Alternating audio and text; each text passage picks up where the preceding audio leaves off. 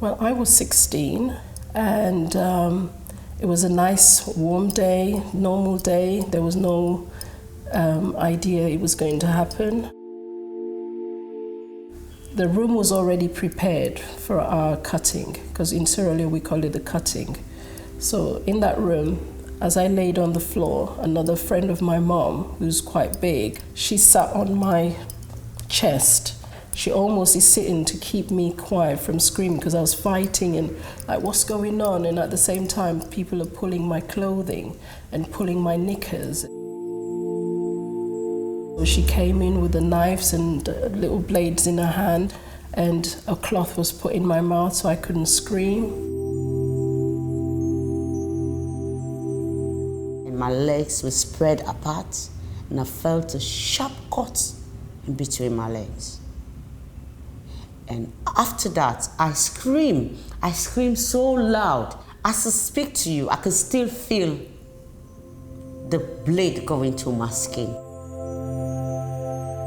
Female genital mutilation constitutes all procedures that involve partial or complete removal of the external organs of the female genitalia for non-medical reasons. And in 99% of cases, the procedure is done without any anesthetic. Instruments could be broken glass, razor blade, scissors. The time they do for me in FGM, it was my father's mom, and I was 5 to 6 years. I was very young, and when my mom coming and find out, she was very angry and cried. That day we were left by ourselves in that room for the next 4 days. I'm just crying. No one cleaned us up. We were still bleeding. My sore for me was just getting worse, but I couldn't tell anybody. There are lots of complications that arises as a result of female genital mutilation. Shock, death, because girls can die from excessive bleeding, or even tetanus infection, because using the same razor blades or the same equipment for a group of girls. As far as the Quran is concerned, there is nothing in the Quran which claims or states that we have to conduct female genital mutilation. It doesn't exist. There is no reliable or authentic sources or powerful sources in Islam which commands or which requires a young girl to undergo such a mutilation. The Bible is very clear. There isn't any requirement. It doesn't make a woman more honorable. It doesn't make her more acceptable in the sight of God. Up to today, we have problems. We thinking about always. Sometimes you are in the bus, you remember what happened when you are little. It's trauma. It's traumatic. You feel trauma. After all of the ceremony, even when I came out, I become this very angry child. I feel humiliated. Most importantly, I felt a level of betrayal from my family. Physically, emotionally, it has affected me terribly. There are times when I couldn't wash. That's how my depression got to a stage where for days on end I would just lay in bed. I still have nightmares when I sleep. I have bad dreams of what happened to me 25 years ago. It stays with you forever, you know, because the scars will not go away. Female genital mutilation has lifelong effects on women. The long-term effects include obstructive labor during pregnancy, as well as pain during sexual intercourse.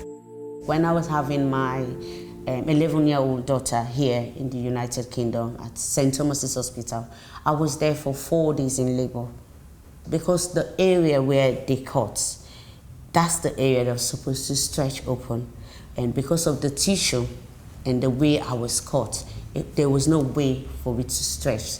So it was time for me to give back, but the baby would not come. At this point, I thought I was going to die. but there's just always this nagging pressure on your well-being, and the flashback, the constant thinking, what happened that day, these people. And I love them.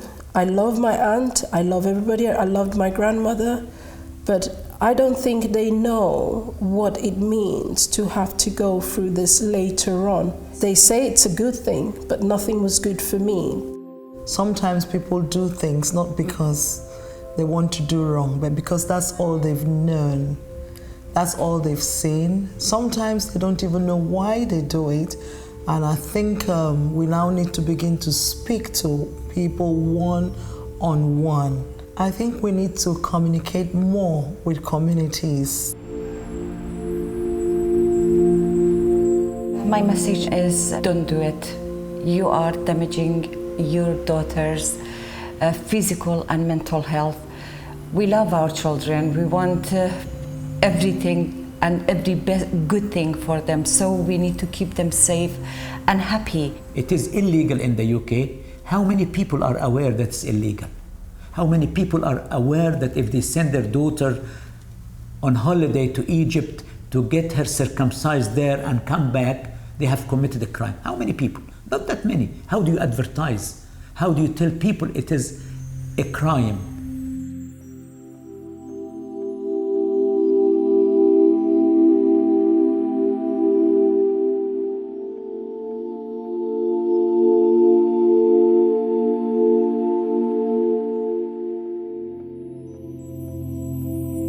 This is a line that everyone can call and get help and talk to someone, feel safe, feel confident that all the information is confidential.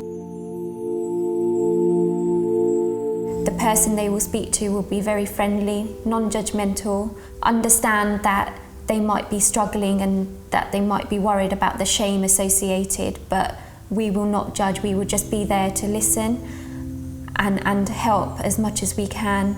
And it really is about picking up the phone and just talking out about this issue. My message would be, think about the health of your daughter first of all. How important is her health to you? Don't forget that we have a scar that people don't see, you know, unless I tell you about it. You see me, I'm a very happy person, you know. You will not know that this is what I'm going through. The NSPCC wants to eradicate child abuse. This is a form of child abuse and we need it to stop.